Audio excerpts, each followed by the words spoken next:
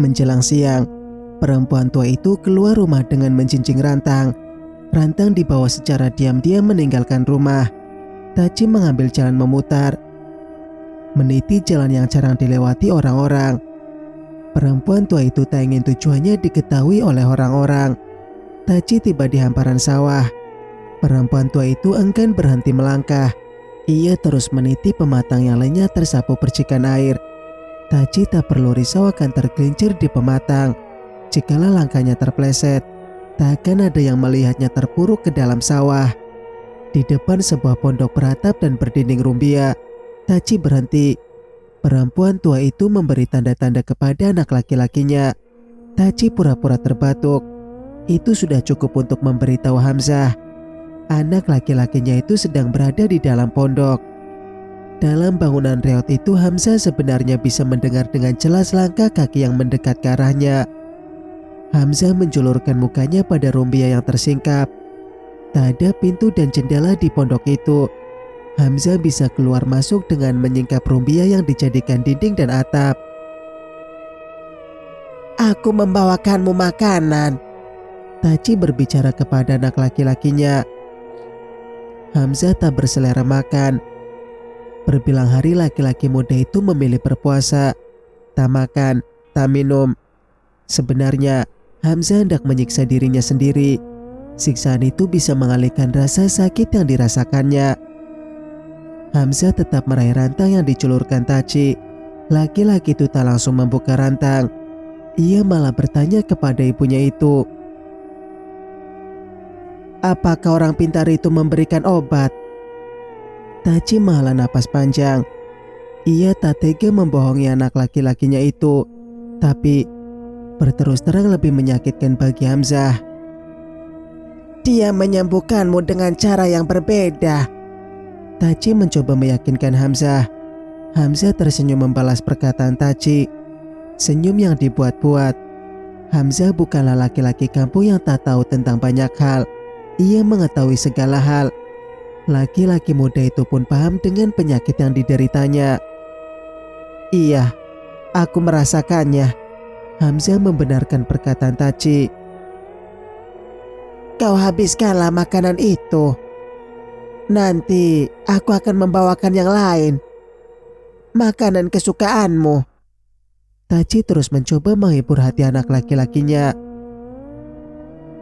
"Buatkan aku gulai kepala ikan." Hamzah menitip pesan kepada Taci. "Apa yang kau inginkan lagi?" Taci menanyakan keinginan anak laki-lakinya yang lain. "Aku ingin perempuan itu yang memasak." Permintaan Hamzah kali ini sangatlah spesial. Taci menahan geram. Permintaan anak laki-lakinya itu sungguh aneh. Tapi ia tak tega untuk membantah. Barangkali itu adalah permintaan terakhir dari anak laki-lakinya itu. "Aku akan meminta kepada perempuan itu. Aku akan menunjukkannya membuat gulai kepala ikan yang lezat." Taci menyanggupi permintaan Hamzah. Tak lama ibu dan anak itu berjumpa. Taci bergegas meninggalkan anak laki-lakinya. Jika terlalu lama berada di pondok, orang-orang bisa curiga kepadanya. Orang-orang bisa mengetahui tempat persembunyian anak laki-lakinya. Itu sangat buruk sekali. Taci berlalu dari hadapan Hamzah. Sebelum jauh melangkah, perempuan tua itu menyempatkan menitip sebuah pesan. "Pulanglah ke rumah ayahmu secara diam-diam. Kau akan merasa lebih nyaman berada di rumah itu." "Iya," Hamzah mengangguk. Tapi Hamzah sama sekali tak tertarik dengan saran ibunya itu. Singkat cerita, Taci memanggil Ilham. Padahal bocah laki-laki itu sedang asik bermain di beranda rumah Aida. Taci meraih tangan cucunya itu. Ilham diseret di pekarangan. Sekuat apapun bocah laki-laki itu memberontak. Ilham tak kunjung bisa melepaskan tangannya dari cengkraman Taci. Perempuan tua itu belum habis kekuatannya. Berpantang bagi anak laki-laki untuk menangis, Ilham membiarkan tubuhnya diseret Taci. Perempuan tua itu membawa sang cucu pulang ke rumah. Ada sebuah tugas yang harus dikerjakan bocah laki-laki itu. Taci membawa Ilham ke belakang rumah. Ada ruang tambahan yang menempel di dinding belakang, tak seperti kamar. Taci mempersiapkan ruangan itu sebagai gudang, tapi hanya sebuah peti berukuran tak terlalu besar berada di sana.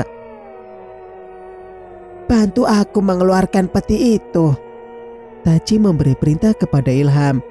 Perempuan tua itu tak sanggup mengangkat peti sendirian. Ilham berada di sisi lain. Tenaga bocah laki-laki yang tak seberapa itu tetap menjadi sebuah bantuan yang sangat menolong Taci, meringankan pekerjaan perempuan tua itu. Bocah laki-laki mengangkat peti di sisi lain-lain. Taci mengarahkan cucunya itu untuk membawa peti keluar ruangan. Taci membutuhkan tempat yang lebih luas untuk melakukan sesuatu terhadap peti tersebut. Peti itu terbuat dari papan tipis. Permukaannya dibiarkan kasar. Peti itu sepertinya dibuat asal-asalan. Tak masalah, benda itu hanya untuk menyimpan barang-barang yang tak lagi terpakai. Taci membuka peti kayu. Ketika peti terbuka, debu menguap dari dalamnya. Debu menerpa wajah Taci. Perempuan tua itu pun terbatuk-batuk. Melihat neneknya terbatuk-batuk, Ilham meringsut ke belakang.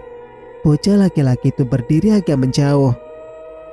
Taci mengeluarkan barang-barang yang ada di dalam peti.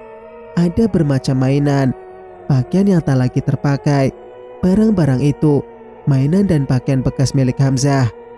Ketika pemuda itu masih berusia belia, masih seumuran dengan Ilham sekarang, Taci menyimpan barang-barang itu karena berat hati memberikannya kepada orang lain. Sayang pula kalau membuangnya begitu saja. Taci sama sekali tak punya rencana dengan barang-barang itu. Ia mengerjakan sesuatu dengan peti kayu hanya untuk mengisi waktu luang saja.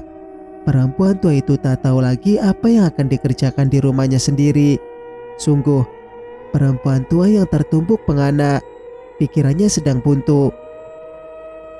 Perempuan tua itu memilih beberapa pakaian yang menurutnya masih layak dipakai. Ada beberapa celana dan baju. Pakaian itu disisihkan ke suatu tempat. Taci kemudian mengerjakan hal yang lain. Ia mengumpulkan barang-barang yang tak lagi bisa dipakai. Sudah rusak, sudah berubah warnanya. Barang-barang itu dibawa ke pekarangan belakang. Taci mengumpulkan barang-barang yang tak terpakai di sebuah lubang yang telah digalinya.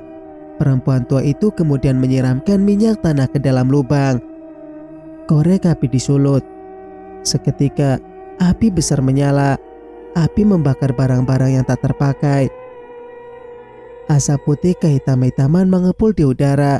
Barang-barang itu seketika menjadi arang dan abu. Taci kembali ke peti kayu. Perempuan tua itu meraih pakaian yang layak pakai. Perempuan itu kemudian memanggil Ilham agar mendekat kepadanya. "Semua ini untukmu. Pakailah." Taci menyodorkan pakaian layak pakai kepada Ilham. Ilham memandang tanpa ekspresi. Tak ada raut senang, riang atau gembira. Bocah laki-laki itu sama sekali tak tertarik dengan pemberian Taci. Barang-barang itu sama sekali tak sesuai dengan seleranya. "Pakaianku banyak, Nek. Bagus-bagus semua." Ilham menolak pemberian Taci. Taci memasang muka masam ketika mendengar perkataan Ilham. Perempuan tua itu tanpa menahan geram. "Kau buang semua pakaianmu itu. Pakai yang ini." Taci melemparkan pakaian layak pakai ke tubuh Ilham. Bocah laki-laki itu terkejut. Nyalinya langsung ciut. Tak pernah Taci sebegitu marah kepada dirinya. Dengan tersurut langkah, Ilham memunguti pakaian layak pakai yang dilemparkan Taci. Pakaian itu sudah berserak-serak di tanah. Taci tak memperhatikan lagi apa yang dikerjakan Ilham. Perempuan tua itu sudah berlalu ke dalam rumah. Ia langsung sibuk dengan pekerjaan lain di dalam rumah. Seketika, perempuan tua itu melupakan amarahnya kepada Ilham. Barangkali, Taci juga sudah lupa dengan pakaian bekas layak pakai milik Hamzah itu. Singkat cerita, perempuan tua itu dicekam rasa bersalah yang amat sangat. Rasa bersalah kepada anak laki-lakinya. Sungguh perempuan tua yang malang. Taci terus mencari-cari cara untuk menghilangkan perasaan bersalahnya. Perempuan tua itu mencari pengalihan. Perempuan tua itu pergi ke rumah Bando. Ia mengerjakan semua pekerjaan yang ada di rumah besar itu. menyapu, mengepel, mencuci, membuat makanan paling enak, mengelap debu yang menempel di dinding dan di perkakas, memotong rumput di pekarangan, sampai dengan menjemur pakaian. Apa saja pakaian yang ada di rumah itu dicucinya sampai bersih. Perempuan tua yang bekerja keras. Indun justru merasa iba melihat Taci.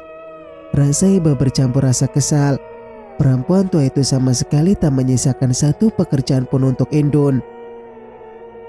Aku seperti makan gaji buta saja. Indun memelas di hadapan Taci. Taci sama sekali tak memperdulikan keluhan Indun. Aku melakukannya bukan untukmu. Tapi semua ini untuk anak laki-lakiku. Perempuan tua itu menapik rasa percaya diri Indun.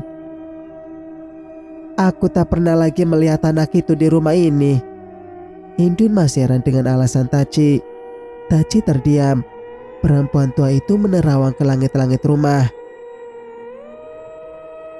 Anak itu pasti pulang. Taci meyakinkan Indun. Indun tak mengerti dengan apa yang dikatakan perempuan tua itu. Indun tak ingin ikut campur dengan urusan Taci. Ia akan coba menikmati apa yang terjadi saat ini. Apa yang dilakukan Taci sangat meringankan beban pekerjaannya. Indun seharusnya senang karena tak perlu mengerjakan apa-apa. Perempuan tua itu berlalu dari hadapan Indun. Ia melangkah ke ruang belakang. Taci hendak mengerjakan sesuatu di dapur. Perempuan tua itu hendak membuat makanan paling enak. Ada beberapa makanan kesukaan Hamzah yang terlupa dibuatnya. Perempuan tua itu tampak sibuk sekali di dapur. Semua pekerjaan dilakukannya seorang diri. Indun tak dibiarkannya sedikit pun untuk membantu. Bahkan, Taci sama sekali tak memberi kesempatan kepada Indun untuk mencikap sekejap mata saja di dapur. Tak butuh waktu lama, perempuan tua itu berhasil membuat bermacam-macam makanan. Banyak sekali. Taci membawa kedua rantang tersebut ke suatu tempat. Perempuan tua itu berjalan kaki di jalan kampung, menebas terik dan debu yang berterbangan di jalan. Ia tak lagi berjalan mengendap-endap. Taci membiarkan orang-orang melihat dirinya. Bahkan, ketika orang-orang mengkuncingkannya di tepi jalan, perempuan tua itu sama sekali tak terusik. Telinganya sudah pekak dengan segala macam omongan. Perempuan tua itu sudah tahu tempat yang hendak dituju. Taci pergi ke pondok rumbia di tengah sawah. Perempuan tua itu mengantarkan rantang untuk anak laki-lakinya. Taci berjalan bergegas di pematang sawah. Ia takut terlambat mengantarkan rantang. Ketika sampai di pondok rumbia, perempuan tua itu langsung memanggil anak laki-lakinya. Ini makanan kesukaanmu. Cepatlah makan. Nanti terlanjur dingin. Taci berbicara kepada anak laki-lakinya. Tak ada sautan. Taci berbicara kepada dirinya sendiri. Perempuan tua itu kemudian menjulurkan kepalanya ke dalam pondok rumbia. Kosong. Tak ada siapa-siapa di dalam pondok itu. Entah berada di mana anak laki-lakinya itu. Barangkali ia pergi ke suatu tempat barang sebentar. Tak lama, pasti ia akan kembali. Tak ada lagi tempat kembali untuk Hamzah. Taci meletakkan kedua rantang yang dibawanya di dalam pondok. Perempuan tua itu tak menunggu di dalam pondok. Taci bergegas pulang ke rumahnya. Perempuan tua itu masih punya banyak hal yang harus dikerjakan untuk anak laki-lakinya.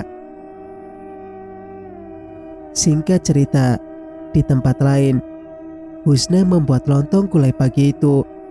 Ia juga menjual bubur kampiun di lapaunya. Ketika melihat Aida lewat, Husna mencegat. Perempuan parubaya itu mengajak Aida sarapan di lapaunya. Belum sesuap pun makanan masuk ke dalam perutnya sejak kemarin malam. Aida tak sempat memikirkan untuk masakan sebuah makanan pun sebagai sarapan paginya. Aida takkan melewatkan ajakan Husna.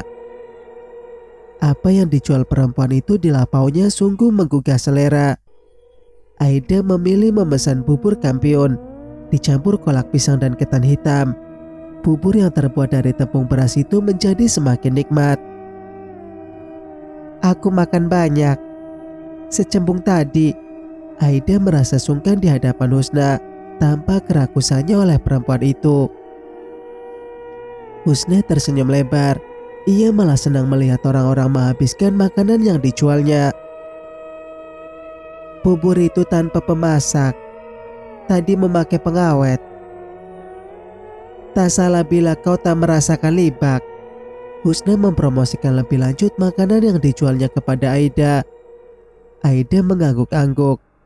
Husna menunjukkan kepadanya tentang membuat masakan yang enak. Patutlah orang-orang kota tak suka makan banyak. Husna tertawa lebar mendengar perkataan Aida. Itu soal lain. Orang-orang kota tak makan banyak karena mereka takut kolesterol, takut darah tinggi, takut kelebihan gula, atau perempuan seperti kau ini takut kepada lemak. Aida ikut tertawa. Perkataan Husna ada benarnya juga. Aida ikut tertawa. Perkataan Husna ada benarnya juga. Aida terus menyuap untuk menghabiskan makanan yang tersaji di cembung kecil di hadapannya. Husna pun membiarkan Aida menghabiskan makanannya itu. Setelah Aida kekenyangan, barulah Husna kembali mengajak perempuan itu berbincang-bincang. Kali ini, Husna tampak serius dengan apa yang hendak dibicarakannya. Aku pernah melihat apa yang kau alami di masa lalu. Husna kembali menyinggung guna-guna yang menghantui Aida. Aida sama sekali tak tertarik membicarakan perihal dirinya. Perempuan itu sudah lupa dengan apa yang dialaminya. Tapi Aida penasaran dengan perkataan Husna soal masa lalu. Kejadian seperti apa? Menimpa siapa? Aida mengajukan pertanyaan bertubi-tubi kepada Husna. Persis seperti yang menimpa ibumu. Husna masih teringat dengan perempuan itu. Aida tidak tahu persis bagaimana akhir dari kisah hidup ibunya. Ia pun sama sekali tak tahu bagaimana kisah hidup ibunya itu. Ranti adalah perempuan misterius bagi Aida. Aida sama sekali tak tahu dengan jejak sejarah perempuan itu. Aku sudah selesai. Aku akan mengambil uang di rumah. Nanti aku akan kembali untuk membayar semua yang aku makan. Aida pamit kepada Husna. Husna tak menghalangi langkah Aida. Tapi perempuan parubaya itu menitip sebuah pesan kepada Aida. Berhati-hatilah kau dengan saudara perempuan ibumu itu. Pesan Husna berkaitan dengan Taci. Aida membalas dengan senyuman. Perempuan itu sama sekali tak marah kepada Husna yang telah sengaja menghasut dirinya dengan Taci. Prasangka buruk Husna pastilah hanya karena ketidaktahuannya. Bisa jadi karena Husna terlalu lama berada di lapaunya. Perempuan parubaya itu merasa bosan. Pikirannya kemudian menjadi kacau. Singkat cerita, Aida sudah tahu semuanya. Orang pintar yang didatanginya tempo hari yang memberitahu. Aida sama sekali tak menyalahkan Taci. Ia tak menaruh dendam kepada perempuan tua itu. Hanya satu hal yang jadi tanda tanya bagi Aida. Untuk apa Taci mengirimkan si Jundai kepada dirinya? Guna-guna itu tak berarti apa-apa. Aida sama sekali tak merasakan sesuatu yang aneh pada dirinya. Selain mimpi-mimpi dan imajinasi liar itu, kesemuanya justru sangat menyenangkan. Benar-benar menghibur rasa sepinya. Sementara tentang rasa sakit, tak ada rasa sakit yang mampu mengalahkan kehilangan Aida atas anak semata wayangnya. Perempuan itu ingin tahu apa alasan Taci, tapi Aida tak berani bertanya langsung kepada perempuan tua itu. Ia hanya bisa menunggu sampai perempuan tua itu membuat pengakuan, semacam pengakuan dosa. Walaupun Aida tak berniat memaafkannya karena memang tak ada sama sekali kesalahan Taci terhadap dirinya. Pulang dari lapau Husna, Aida melihat Taci berada di beranda rumahnya. Aida sengaja memperlambat langkah. Benar saja prasangka perempuan itu. Taci menyapa Aida. Perempuan tua itu mengajak Aida mampir ke rumahnya. Entah apa maksud Taci menyuruhnya singgah. Barangkali perempuan tua itu hanya ingin mendapatkan kawan berbincang-bincang di saat suntuk sendirian. Tapi rupanya perempuan tua itu hendak membicarakan sesuatu yang serius kepada Aida. Kau kan tahu apa yang dialami oleh anak laki-lakiku. Orang-orang mengira Kau yang menularkan penyakit terkutuk itu kepadanya. Tapi itu tak mungkin. Tak masuk akal. Kau baik-baik saja. Tubuhmu tambah sehat dan bugar. Hanya mukamu saja yang sesekali murung. Aku tahu kenapa kau bermurung muka. Taci memulai pembicaraan dengan sebuah prolog yang cukup panjang. Ya, Taci sudah tahu apa yang dialami Aida di kota. Perempuan tua itu tahu kenapa Aida pulang ke rumah ibunya. Tak ada yang disembunyikan Aida kepada perempuan tua itu. Aku memang bukan perempuan baik-baik. Tapi aku tak pernah melakukan hal paling buruk yang dibayangkan orang-orang itu. Aida mencoba membela diri di hadapan Taci. Taci mengangguk-angguk. Tentu saja perempuan tua itu membenarkan apa yang dikatakan Aida. Taci tahu betul dengan anak perempuan dari saudara kandungnya itu. Ia mengenal perempuan itu melebihi orang lain mengenal Aida. Tapi masalah yang dihadapi Taci bukan berasal dari Aida. Perasaan ini terus menghukumku. Tak kuat aku lagi akan menanggung rasa bersalah. Perempuan tua itu memelas. Perasaan bersalah seperti apa? Kepada siapa? Aida penasaran. Perempuan itu merasa aneh melihat sikap Taci sekarang ini. Tak biasanya ia memelas. Bukan kepadamu. Taci berdiam sejenak. Bola mata perempuan tua itu tiba-tiba berkaca-kaca. Rasa bersalah kepada anak laki-lakiku. Taci membuat pengakuan. Aida menghela napas panjang. Ia sudah bisa menduga ujung dari perkataan Taci. Perempuan tua itu akan membuat pengakuan dosa. Aida memilih diam untuk memberi kesempatan kepada Taci untuk melanjutkan ucapannya. Aku yang mengirim guna-guna itu. Anak laki-lakiku yang menanggung akibatnya. Taci menundukkan muka. Perempuan tua itu tampak sangat menyesal sekali. Aida membiarkan Taci untuk menenangkan dirinya. Aida menunggu sebentar lagi untuk mengajukan satu pertanyaan kepada Taci. Pertanyaan yang mendesak-desak di dalam dadanya. Rasa penasaran tentang alasan perempuan tua itu. Kenapa? Pertanyaan Aida singkat, tapi menjawab semuanya. Taci tak terlalu mendengar apa yang dikatakan Aida. Apa yang kau tanyakan tadi? Taci meminta Aida mengulangi pertanyaannya. Kenapa Taci melakukan hal itu? Untuk apa mengirimkan si Jundai kepadaku? Pertanyaan Aida kini jelas bagi Taci. Taci menghela napas panjang. Pertanyaan Aida memang singkat, tapi perempuan tua itu membutuhkan waktu yang panjang untuk menjawabnya. Perempuan tua itu sama sekali tak membenci Aida. Bahkan perempuan itu disayangi sama seperti menyayangi putri kandungnya sendiri. Taci juga tak membenci ibu kandung Aida. Saudara perempuannya itu seperti belahan jiwa. Ranti adalah bagian yang tak terpisahkan. Taci menaruh kecewa kepada orang-orang yang memberikan segalanya untuk Ranti. Rasa kecewa itu terpuruk menjadi dendam kesumat. Taci mengirimkan si Jundai supaya Aida tunduk kepada anak laki-lakinya. Aida dalam kuasa Hamzah. Sementara Hamzah sepenuhnya menjadi kuasa Taci. Perempuan tua itu dengan leluasa menguasai segala hal yang diturunkan Ranti kepada anak perempuannya. Apa yang dilakukan Taci semata-mata hanya karena masa lalu. Aida sama sekali tak tertarik dengan jawaban Taci yang panjang lebar. Tapi setidaknya Aida merasakan lega karena sudah tahu apa alasan perempuan tua itu. Alasan yang lucu. Aku tidak tahu dengan tanah, sawah, ladang, harta benda peninggalan ibuku. Bisa menumpang di rumah tua itu sudah lebih dari cukup bagiku. Apakah aku harus pergi dari rumah ibuku itu? Aida bertanya kepada Taci. Perempuan tua itu menggeleng. Mana mungkin Aida pergi dari rumah ibunya? Perempuan itu pemilik yang sah atas apa yang ditinggalkan ibu kandungnya itu. Rumah itu semuanya adalah kepunyaanmu. tak bisa berpindah kuasa, kecuali kepada anak perempuanmu. Taci menjelaskan hukum adat yang berlaku di kampung.